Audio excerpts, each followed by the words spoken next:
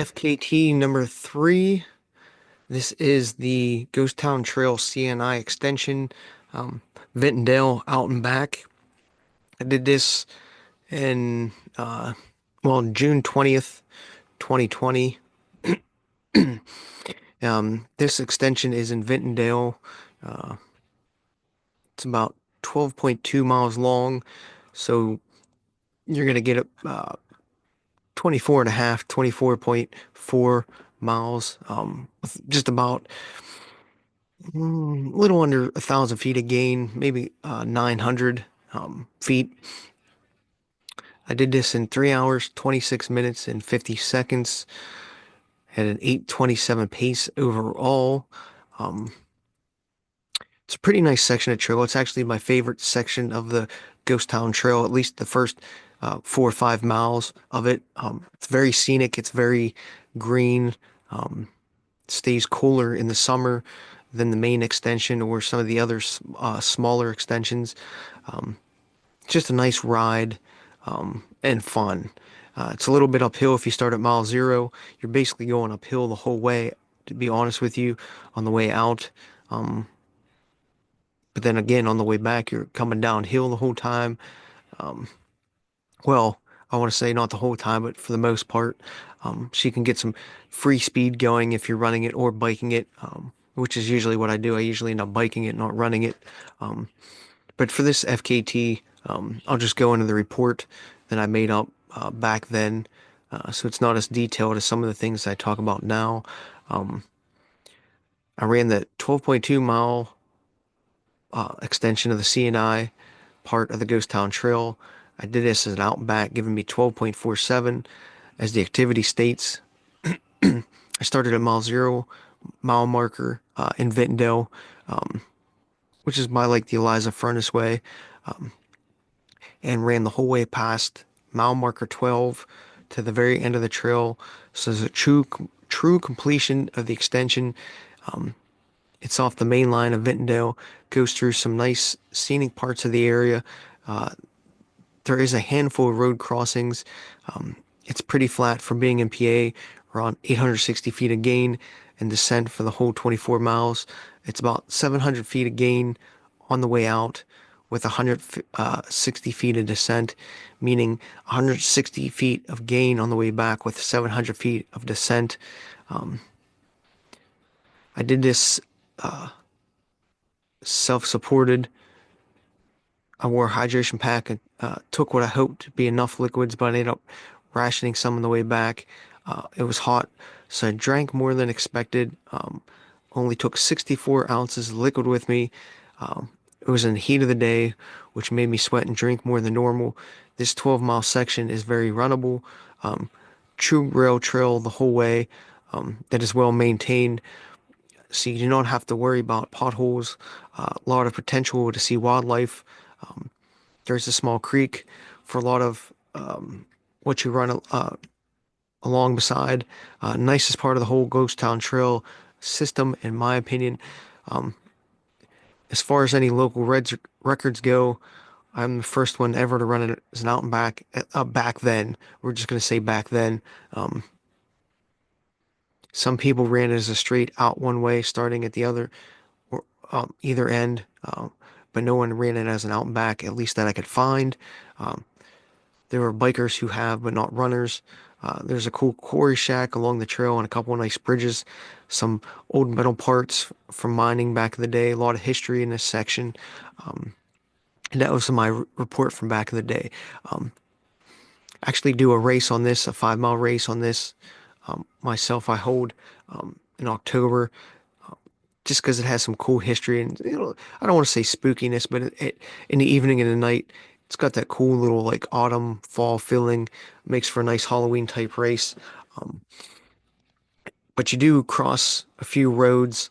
Um, they can be busy at times, but most aren't really. I would say half dozen.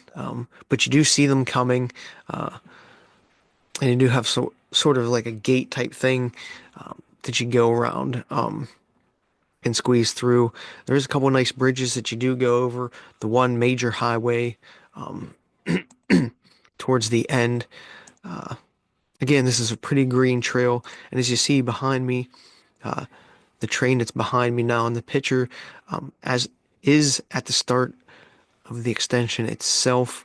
Um, just a lot of cool history in this section, um, and spookiness if you actually want to look for it.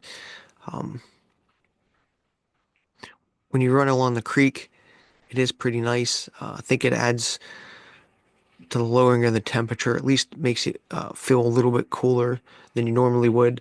Um, and you actually go under a road the one time as well. Nice little cool underpass.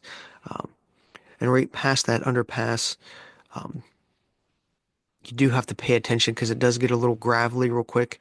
And it's the only part of the whole trail system that you really have to second guess yourself.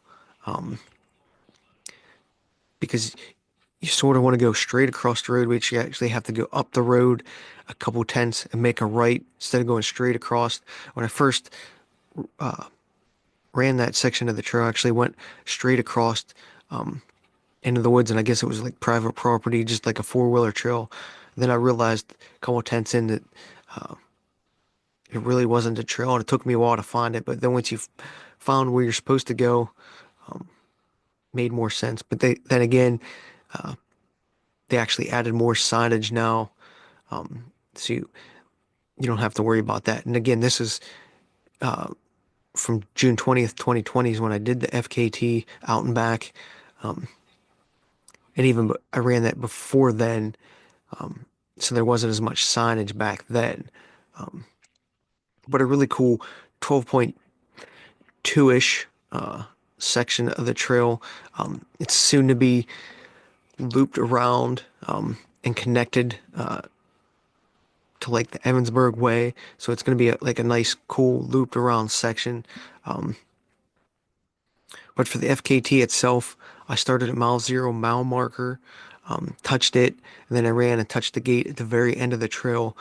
Those were my turning around points or starting points. So whatever direction that you use, if you're going to do this one, make sure you touch those 2 points um, to start and stop your watch. Um, I mean, an 8:27 pace for 24, we're going to call it 24 and a half miles, 3:26. So basically, um, a good marathon pace for me and most people. Um, on the way out, I did some sevens. It was in, higher sevens, but on the way back, I was in the eights. Um, even 11, so I must have had a pee or something. I didn't note of uh, around mile 21. So yeah, it had to be peeing or taking a picture or something like that. Um, who knows? Wish I would have taken note of that. Either way, there is a lot more shade on this part of the trail. Um, so if you're going to run any part of the Ghosttown Trail or bike, this is one of the sections or the good 12-mile section to do if you're going to do like 20 miles in the middle of summer, just because you're not going to get as hot as you will on the main branch itself. Um, However, there's no real place to get anything if you need it. There's no uh, like water fountains like on the main section or uh, bathrooms or anything like that. So you're pretty much on your own for the whole uh, 12.2 miles out. There is some other trailheads um, around those sections that you do cross the road, um, but you have to watch because not all those road crossings do have a trailhead, and you can't park it. Uh, Two of them, I know there's definitely one, but maybe two of them you actually can't park at, even though once in a while somebody pulls off actually onto the trail and uses it a parking spot. Um, but if you want to check out the trail itself, I got a video up on YouTube. You just have to go through and see CNI extension, the Ghosttown Trail, um, takes you um, step by step, or as I did when I was videoing it, biking the whole thing. You could see step by step what you're going to encounter on the trail and some of the cool things along it. Um, So it's pretty neat to see.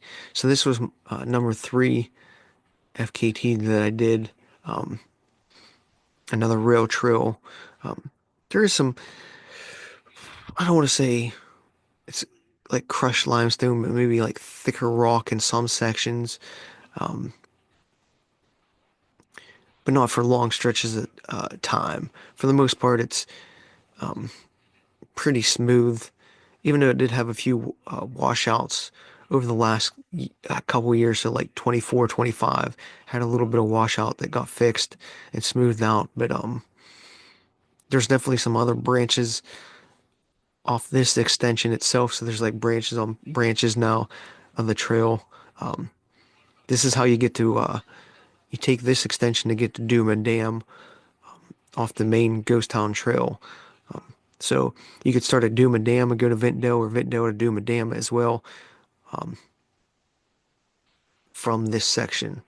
So that's pretty cool. That was added um, since the 2020 time frame. Um, Other than that, pretty brief write up, I guess, and check out the trail. And I'll add some more of these videos here soon that'll actually get a little bit better.